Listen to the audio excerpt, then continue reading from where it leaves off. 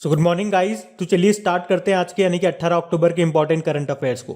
देखिए पहला प्रश्न क्या है, हाल ही में नॉर्वे के नए प्रधानमंत्री कौन बन गए? तो आंसर होगा जोनास गाहर स्टोर। तो अभी हाल ही में जोनास स्टोर ये नॉर्वे के नए प्रधानमंत्री बन गए हैं।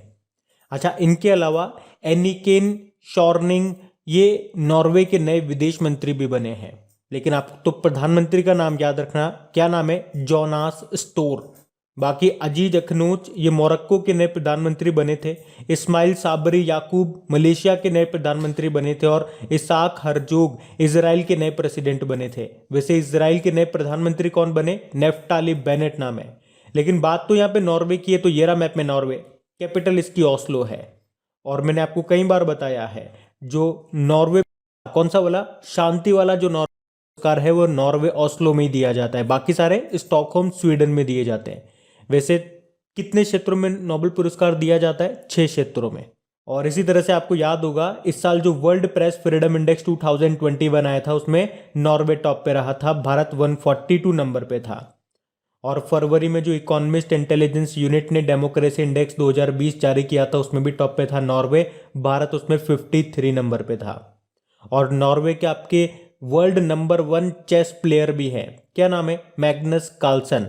और अभी आपको याद होगा ये मास्टर कार्ड के भी ग्लोबली ब्रांड एम्बेसडर बने थे। तो ये भी ध्यान रखना, बढ़ते आगे। फिर बताइए अभी हाल ही में किस फुटबॉल टीम ने दक्षिण एशियाई फुटबॉल महासंघ चैंपियनशिप 2021 जीत ली है? तो आंसर होगा भारत ने। तो अभी हाल ही में भारत ने दक्षिण एशियाई फुटबॉल महासंघ चैंपियनशिप को जीत लिया है। अभी भारत ने नेपाल को हरा करके ये 8वीं South Asian Football Federation Championship को जीत लिया है। और फुटबॉल से आपको याद आता होगा अभी यूरो कप 2020 किसने जीता था? इटली ने। कोपा अमेरिका 2021 का खिताब जीता था अर्जेंटीना ने। बताओ 2022 में जो फीफा वर्ल्ड कप होंगे कहाँ पे होंगे? कतर दोहा में होंगे। और AFC महिला एशिया कप 2022 ये मुंबई और पुणे में होंगे। अच्छा बताओ वो कौन से भारतीय फुटबॉल प्लेयर है जिनके नाम पे एक स्टेडियम बनाया जा रहा है? तो आंसर होगा बाइचिंग भूटिया। उनके नाम पे स्टेडियम बन रहा है नामची सिक्किम में। बताओ फीफा का हेडक्वार्टर कहाँ पर है? ज्यूरिख स्विट्जरलैंड में है और उसके प्रेसिडेंट है गियानी इन्फेनिटो। तो ये ध्यान रखना, बढ़ते आगे। फिर बताइए अभी हाल ही में किसने ग्लोबल पीस फोटो अवार्ड जीत लिया? तो आंसर होगा आद्या अरविंद ने। तो बेंगलुरु की 7 साल की बच्ची हैं ये आद्या अरविंद, और इन्होंने ग्लोबल पीस फोटो अवार्ड यानी कि children peace image of the year award जीत लिया है। और वे ये पुरस्कार जीतने वाली एकमात्र भारतीय हैं। और जिस तस्वीर के लिए उन्होंने ये पुरस्कार जीता है उसमें उन्होंने अपनी माँ को अपने घर में अपनी माँ की गोद में आराम करते हुए कैद किया था। क्या नाम है? आद्या अरविंद। बाकी Alejandro Preeto photographer of the year 2021 का पुरस्कार जीता। थॉमस विजयन पेड़ पर चढ़ने वाले औरंगुटान की एक तस्वीर ली थी, आपको याद आया होगा, और उसके लिए इन्होंने अंतरराष्ट्रीय nature TTL photographer of the year 2021 का खिताब जीता था। Robert Irwin Austrian wild life photographer है ये, अभी wild life photographer of the year people's choice award 2021 का खिताब जीता था। किस तस्वीर के लिए? बुश फायर नाम की तस्वीर के लिए। एक ऐश्वर्या श्रीधर का नाम भी याद रखो, ये नवी मुंबई से हैं। 2020 का wild life photographer of the year का अवार्ड जीता था और ये अवार्ड पाने वाली ये पहली भारतीय लड़की बनी थी। और इनकी तस्वीर का टाइटल क्या था? लाइट्स ऑफ पेशन। तो ये भी ध्यान रखना, बढ़ते आगे। अच्छा बताइए अभी हाल ही में भारत की 21वीं महिला ग्रैंड मास्टर कौन बन गई है? तो इंपॉर्टेंट क्वेश्चन रहेगा आपके लिए। इसका आंसर होगा दिव्या देशमुख। तो अभी 15 वर्षीय दिव्या देशमुख भारत की 21वीं महिला ग्रैंड मास्टर बन गई हैं। दिव्या ने ये उपलब्धि बुधवार को बुडापेस्ट हंगरी में फर्स्ट सैटरडे ग्रैंड मास्टर शतरंज टूर्नामेंट 2021 का खिताब जीतने के बाद हासिल की है। याद रखना महाराष्ट्र की रहने वाली है ये दिव्या देशमुख, और ये भारत की 21वीं महिला ग्रैंड मास्टर बन गई। कई बार मैं आपको बता चुका हूं भारत की पहली महिला ग्रैंड मास्टर कौन थी? बताओ नाम। S विजयलक्ष्मी थी। और पहले पुरुष ग्रैंड मास्टर आप जानते ही हो विश्वनाथ आनंद थे, और इनकी ऑटोबायोग्राफी का नाम क्या है? Mind master. इन्होंने ही 1991-92 में पहला राजीव गांधी खेल रत्न पुरस्कार जीता था। वैसे तो अभी इसका नाम मेजर ध्यानचंद खेल रत्न पुरस्कार कर दिया गया, और इसमें जो पुरस्कार राशि है उसे पिछले साल बढ़ा दिया गया था। पहले इसमें 7.5 लाख रुपए मिलते थे, अब 25 लाख रुपए मिलते हैं। अच्छा बताओ, अभी भारत के 70वें नंबर के ग्रैंड मास्टर कौन बने थे? आर राजा ऋत्विक बने। और विश्व के सबसे युवा ग्रैंड मास्टर का नाम है अभिमन्यु मिश्रा। भारत के सबसे युवा ग्रैंड मास्टर कौन है? डी गुकेश हैं, जो कि दुनिया के तीसरे सबसे युवा हैं। अभी आपको याद भी होगा, नॉर्वे शतरंज ओपन 2021 का खिताब डी गुकेश ने जीता था।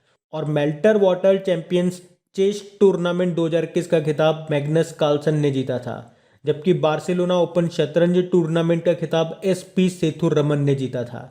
जो आपका चेस बोर्ड होता है उसमें टोटल कितने कॉलम होते हैं? 64 होते हैं। और टोटल स्क्वायर कितने होते हैं? ये प्रश्न एग्जाम में आया था अभी, 204 होते हैं। और चेस को वर्ल्ड वाइड रेगुलेट करने वाली बॉडी होती है फिडे, जिसका हेडक्वार्टर मिलेगा आपको लुज़ेन स्विट्जरलैंड में। वर्ल्ड चेस डे 20 जुलाई को मनाते हैं। एक और प्रश्न का जवाब दो, भारत में पहली बार चेस एकेडमी ये खुली कहाँ पे? ये भुवनेश्वर में। तो ये सारे इंपॉर्टेंट पॉइंट मैंने आपको बता दिए एक साथ, इनको ध्यान रखना, बढ़ते आगे। अच्छा बताइए, अभी हाल ही में चर्चा में रहा धुनुची नृत्य, ये किस राज्य से संबंधित है? तो आंसर होगा पश्चिम बंगाल। तो अभी पश्चिम बंगाल में नवरात्रि के अंतिम दिन दुर्गा पूजा में इस नृत्य को किया गया, जिसका नाम है धुनुची नृत्य। ये असम में एक शक्ति नृत्य है। इसे माँ भवानी की शक्ति और ऊर्जा को बढ़ाने के लिए किया जाता है। एक्चुअली में पुराणों के अनुसार महिषासुर नाम का एक राक्षस बहुत ही शक्तिशाली था, बहुत ही बलशाली था, और उसे कोई नर देवता नहीं मार सकते थे। तो माँ भवानी उसका वध करने के लिए जाती है, इसीलिए माँ के भक्त उनकी शक्ति और ऊर्जा को बढ़ाने के लिए ये धुनुची नृत्य करते हैं। देखो, कुछ इंपॉर्टेंट क्लासिकल डांस, आपको शास्त्रीय नृत्यों के बारे में आपको पता होना चाहिए। जैसे कि कुचिपुड़ी आपसे पूछा जाए, आंध्र प्रदेश का है। कथकली पूछ ले या मोहिनीअट्टम पूछ ले, ये केरल का है। भारतनाट्यम पूछ ले, ये तमिलनाडु का है। कथक पूछ ले तो ये नॉर्थ इंडिया का कहा जाता है इसे, लेकिन उत्तर प्रदेश भी आप कह सकते हो। और सतरिया ये कहाँ का है? ये असम का है। उसके अलावा आपसे पूछ लिया जाए कि बगरुम्बा नृत्य या बिहू नृत्य कहाँ का है, तो ये भी असम का है। राउफ नृत्य, ये अपन लोक नृत्यों की बात कर रहे हैं आप, राउफ नृत्य आपका जम्मू कश्मीर का है। लावणी या फिर तमाशा नृत्य पूछेंगे तो महाराष्ट्र का है। घूमर पूछ ले, कालबेलिया पूछ ले, गिंदड़ पूछ ले, चक्री पूछ ले, ये सब राजस्थान के हैं। चरकुला नृत्य कहाँ का है? उत्तर प्रदेश का है। उत्तर प्रदेश का नौटंकी। पिंडवानी नृत्य ये छत्तीसगढ़ का है। चिरऊ ये मिजोरम का है, जिसे बम्बू डांस भी कहा जाता है। तो ये भी ध्यान रखना आप, पढ़ते आगे। अच्छा बताइए, अभी हाल ही में जैव विविधता पर संयुक्त राष्ट्र सम्मेलन के पक्षकारों के सम्मेलन की 15वीं बैठक COP15 ये कहाँ पे हुई? तो आंसर होगा कुनमिंग, चाइना में। तो COP15 इसका संबंध है जैव विविधता से, बायोडाइवर्सिटी से, और ये कहाँ पर हो रही है? कुनमिंग, चाइना में। और याद रखना, इसी जैव विविधता सम्मेलन में एक घोषणा पत्र भी आता है, जिसको क्या कहते हैं? कुनमिंग घोषणा, यानी कि कुनमिंग डिक्लेरेशन, जिसका संबंध है जैव विविधता के संरक्षण के लिए त्वरित और एकीकृत प्रयास, यानी कि बायोडाइवर्सिटी संरक्षण, कंजर्वेशन के लिए पूरे भारत को तेजी से और एक साथ काम करना पड़ेगा। और अगर आपसे पूछा जाए कि प्रवासी पक्षियों पर COP13 का आयोजन ये कहाँ पे किया गया, तो 2020 में गांधीनगर, गुजरात में। और COP25 ये कहाँ पे हुआ था? 2019 में हुआ था ये स्पेन, मैड्रिड में। इसी तरह से COP26 ये कहाँ पे होंगे? ये 2021 में होंगे, ग्लासगो, स्कॉटलैंड में। तो ये भी ध्यान रखना, बढ़ते आगे। फिर बताइए, अभी हाल ही में किसने भारत का पहला वन हेल्थ कंसोर्टियम लॉन्च किया है? तो आंसर होगा जैव प्रौद्योगिकी विभाग ने। तो भारत के विज्ञान और प्रौद्योगिकी मंत्रालय के जैव विविधता विभाग, यानी कि बायोटेक्नोलॉजी डिपार्टमेंट ने भारत का पहला वन हेल्थ कंसोर्टियम को लॉन्च किया है। अब ये क्या है? तो ये मनुष्यों, जानवरों, पौधों तथा पर्यावरण सभी का एक साथ ध्यान रखता है। मतलब इससे क्या होगा, इससे क्या किया जाएगा? तो एक नस्ल से दूसरी नस्ल में बैक्टीरिया या वायरस के द्वारा जितने भी प्रकार के संक्रमण होते हैं, तो उन सभी पर निगरानी रखेगा ये। और अगर आपसे पूछे कि भारत की पहली हॉस्पिटल ट्रेन कौन सी थी, तो आंसर होगा लाइफलाइन एक्सप्रेस। और बताओ, किस भारतीय शहर ने 2020 tree city of the world का खिताब जीता? तो आंसर होगा, अच्छा बताओ, वर्ल्ड हेल्थ डे, विश्व स्वास्थ्य दिवस, ये कब मनाते हैं? 7 अप्रैल को। और हमारे स्वास्थ्य मंत्री कौन है? मनसुख मांडविया हैं, ध्यान रखना, ये बढ़ते आगे। बताइए, अभी हाल ही में किस राज्य ने भारत का पहला स्मार्टफोन आधारित ई वोटिंग समाधान लॉन्च किया? तो आंसर होगा तेलंगाना। तो अभी तेलंगाना ने कोविड-19 महामारी को देखते हुए भारत का पहला स्मार्टफोन आधारित ई वोटिंग समाधान विकसित किया है और इसका परीक्षण करने के लिए तेलंगाना के खम्म जिले में डमी चुनाव कराया जाएगा। और याद रखना, इसे राज्य के आईटी विभाग और centre for development of advance computing ने मिलकर के तैयार किया है। अब बात तेलंगाना की, तो ये रहा मैप में तेलंगाना, जिसकी कैपिटल क्या है, हैदराबाद है। और हैदराबाद से आपको याद होगा दुनिया का सबसे बड़ा मेडिटेशन सेंटर शुरू हुआ था तेलंगाना के हैदराबाद में। अभी आपसे पूछा जाए कि भारत का पहला स्वदेशी उच्च राख कोयला गैसीकरण आधारित मेथेनॉल उत्पादन संयंत्र यानी कि high ash coal gasification based methanol production plant ये शुरू हुआ है हैदराबाद में। किसने शुरू किया था, भेल ने। और 2020 के tree city of the world के रूप में मान्यता प्राप्त करने वाला एकमात्र भारतीय शहर हैदराबाद है। और दुनिया का पहला mobile water from air kiosk और वाटर नॉलेज सेंटर ये कहाँ पे स्थापित किया गया, हैदराबाद में। भारत का पहला ट्रांसजेंडर कम्युनिटी डेस्क खुला है हैदराबाद में ही। और देश का पहला रिमोट मॉनिटरिंग सिस्टम लॉन्च हुआ था हैदराबाद में। हैदराबाद में जो नेहरू जूलॉजिकल पार्क है उसे आईएसओ सर्टिफिकेट मिल गया है और इसी के साथ आईएसओ सर्टिफिकेट पाने वाला ये देश का पहला चिड़ियाघर बना। बाकी मुख्यमंत्री कौन है, के चंद्रशेखर राव है। गवर्नर कौन है, तमिलिसाई सौंदरराजन। और तेलंगाना के हैं मोहम्मद आजम, जिनको अभी राष्ट्रीय युवा पुरस्कार मिला था। अभी तेलंगाना ने ही मुख्यमंत्री दलित आधारित कार्यक्रम शुरू किया था, तो ये ध्यान रखना। बढ़ते आगे। फिर बताइए, अभी हाल ही में पीएमओ के संयुक्त सचिव किसे बनाया गया, तो आंसर होगा मीरा मोहंती को। तो याद रखना, मीरा मोहंती, इनको पीएमओ में संयुक्त सचिव बनाया गया है। जबकि रितेश चौहान अभी प्रधानमंत्री फसल बीमा योजना के सीईओ बने थे। अमित खरे प्रधानमंत्री नरेंद्र मोदी के सलाहकार बने हैं। और डॉक्टर अभी कछुओं के संरक्षण के लिए बेहलर टर्टल कंजर्वेशन अवार्ड 2021 मिला था इनको, ये भी ध्यान रखना। बढ़ते आगे। फिर बताइए, अभी हाल ही में किस शहर के डाक विभाग ने नो योर पोस्टमैन एप्लीकेशन को लॉन्च किया है, तो आंसर होगा मुंबई। तो अभी मुंबई डाक विभाग ने राष्ट्रीय डाक दिवस वर्ल्ड पोस्टल डे के अवसर पर अभी एंड्रॉइड बेस्ड मोबाइल एप्लीकेशन जिसका नाम है नो योर पोस्टमैन इसको लॉन्च किया है। तो इस एप्लीकेशन को लॉन्च करने का उद्देश्य क्या है, तो नागरिकों को उनकी स्थानीय बीट पोस्टमैन से आसानी से जोड़ना और उनकी सुविधा के अनुसार डिलीवरी की सुविधा प्रदान करना। तो इस नो योर पोस्टमैन एप्लीकेशन में स्थानीय डाकिया, उसका नाम, उसका फ़ोन नंबर, उसकी फ़ोटो के बारे में आपको जानकारी मिल सकेगी।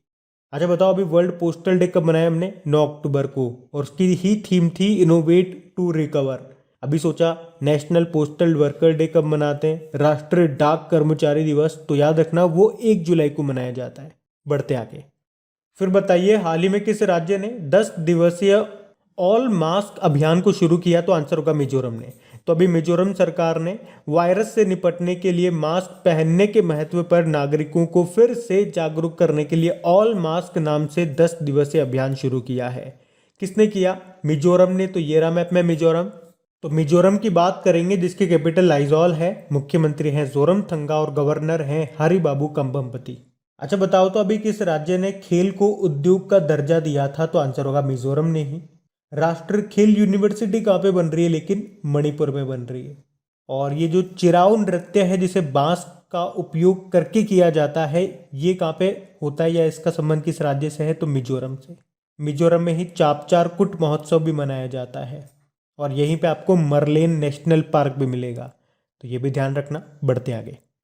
चलिए बताइए, अभी हाल ही में केंद्र सरकार ने महिलाओं की असाधारण श्रेणियों के लिए गर्भावस्था को समाप्त करने की गर्भकालीन सीमा 20 सप्ताह से बढ़ाकर कितने सप्ताह कर दिया है, तो आंसर होगा 24 सप्ताह। तो अभी राज्यसभा ने गर्भ का चिकित्सकीय समापन संशोधन विधेयक 2021 यानी कि मेडिकल टर्मिनेशन संशोधन एक्ट 2021 को मंजूरी दे दी है, यानी कि असाधारण स्थिति में गर्भावस्था को समाप्त करना, मेडिकल टर्मिनेशन करना।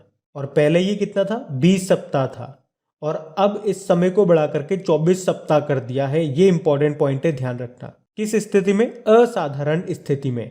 असाधारण स्थिति यानी कि वो महिला बलात्कार पीड़िता हो, रेप पीड़िता हो, या फिर कमजोर महिला हो जैसे कि दिव्यांग महिलाओं, नाबालिग आदि के केस में, यानी कि ऐसी अगर कंडीशन में वो है तो 24 सप्ताह तक के भ्रूण को समाप्त किया जा सकता है। और आपको बता दूं ये मेडिकल टर्मिनेशन 1971 में संशोधन हुआ है, तो ये ध्यान रखना। अब हम बात करेंगे कल के वीडियो में पूछे गए प्रश्न के उत्तर की। तो कल के वीडियो में क्या प्रश्न पूछा था, भारतीय बैंक संघ का अध्यक्ष किसे बनाया गया? तो आंसर होगा AK गोयल को। आप सभी ने प्रश्न का बिल्कुल सही उत्तर दिया है। और गाइज अगर सेशन अच्छा लगा है तो इसे लाइक करके अपने दोस्तों के साथ में शेयर जरूर कीजिएगा। जो भी आपका स्टडी ग्रुप हो गया वहां पे इस वीडियो के लिंक को एक बार शेयर जरूर कर देना। Thank you guys.